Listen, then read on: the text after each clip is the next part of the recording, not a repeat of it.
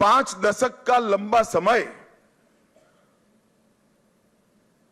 लोकतंत्र की दृष्टि से, कानून और व्यवस्था की दृष्टि से, बंगाल के अर्थतंत्र के ह्रास की दृष्टि से और बंगाल के विकास में शून्य गति, नेगेटिव गति देने की दृष्टि से बंगाल के लिए एक दुस्वप्न जैसा हुआ है।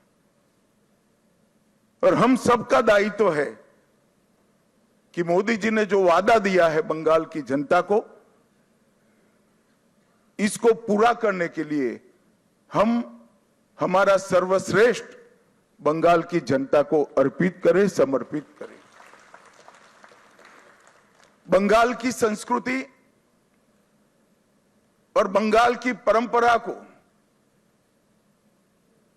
5 दशक से विदेशी विचारों से प्रभावित शासन से मुक्त कर फिर से एक बार रामकृष्ण ठाकुर, विवेकानंद, महर्षि अरविंद और कवि गुरु टैगोर की कल्पना का बंगाल बनाने की दिशा में हम आगे बढ़ें। हम सबकी जिम्मेदारी आज से बहुत बढ़ती है। विनम्रता के साथ, जिम्मेदारी के एहसास के साथ किया हुआ परिश्रम ही इस मैंडेट का एक प्रकार से जनता को आभार के रूप में जवाब दे सकता है। मित्रों, आज बंगाल का विजय अनेक दृष्टिकोण से बहुत महत्वपूर्ण है। 100 साल की वैचारिक यात्रा के बाद गंगोत्री से गंगा सागर तक हर जगह पर आज भारतीय जनता पार्टी की सरकार बनी है। ये हम सब के लिए बहुत आनंद का विषय है। 1950 से जिस विचार की यात्रा को लेकर हम निकले और जिसके नेतृत्व में निकले, श्यामा प्रसाद मुखर्जी के नेतृत्व,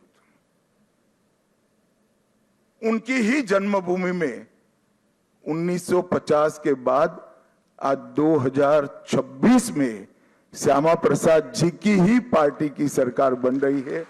ये भी बहुत महत्वपूर्ण है। जब 370 हटी तब देश भर के कार्यकर्ताओं के मन में खुशी की लहर दौड़ी थी, मगर मुझे कई वरिष्ठ कार्यकर्ताओं ने कहा था कि अभी भी कुछ कसक बाकी है। मैंने आश्चर्य से पूछा था, भला क्या बचा अब? तब उन्होंने कहा था, बंगाल में भाजपा का झंडा फहराना बाकी है। और आज मैं मानता हूं श्यामा प्रसाद जी जहां पर भी होंगे, मुक्त मन से नरेंद्र मोदी जी के नेतृत्व को वो आशीर्वाद देते होंगे, क्योंकि नेतृत्व ने भारतीय जनता पार्टी को गंगा सागर तक पहुंचाया, गंगोत्री से लेकर 2014 से जो यात्रा निकली, ये अभूतपूर्व यात्रा है मित्रों। अपने पुरुषार्थ से, अपने कौशल से, अपनी प्रामाणिकता से जनमत को कैसे संजोया जा सकता है और जनमत को कैसे विस्तृत किया जा सकता है, इसका दुनिया भर के लोकतंत्र में सबसे उत्कृष्ट उदाहरण है तो 2014 से 2026 की भारतीय जनता पार्टी की यात्रा। सिर्फ विचार नहीं फैला, संगठन भी विस्तृत हुआ। सिर्फ संगठन विस्तृत नहीं हुआ, विचारधारा भी मजबूत हुई। और सिर्फ विचारधारा मजबूत नहीं हुई, इसके साथ घर घर तक विकास पहुंचाने का काम भी हमने बहुत अच्छे तरीके से किया। और पूरा देश आज इस बात के लिए हमारी पार्टी और हमारे नेतृत्व को, नरेंद्र मोदी जी को स्वीकृति देता है। मैं बंगाल की ही बात करूं, मैं ही अध्यक्ष बना था, उपचुनाव आया, हमारे अभी के अध्यक्ष समीक भट्टाचार्य जी एक उपचुनाव जीतकर हमारा खाता खोले थे। 2014 की बात कर रहा हूं। 16 में 3 हुए, 21 में 77 हुए, और 26 में 207 के साथ आज हमारा मुख्यमंत्री बैठने जा रहे। ये यात्रा जितनी भव्य है, आनंददायक है, मगर यात्रा का मार्ग जबरदस्त असहनीय पीड़ा से भरा हुआ है। मैं आज भूल नहीं सकता कि 321 भारतीय जनता पार्टी के देवतुल्य कार्यकर्ताओं ने अपनी जान इस जीत के लिए गंवाई है, विचार के लिए गंवाई।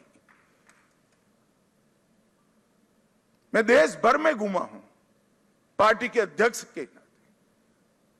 केरल और बंगाल इसके अलावे कहीं पर इस प्रकार की क्रूर हिंसा का नग्न तांडव मैंने नहीं देखा है। पहले कम्युनिस्टों ने और फिर टीएमसी ने।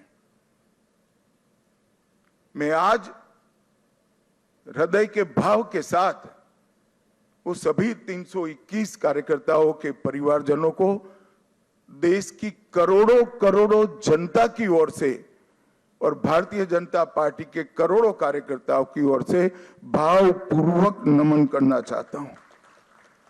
आपके परिवार के स्वजन ने बलिदान देकर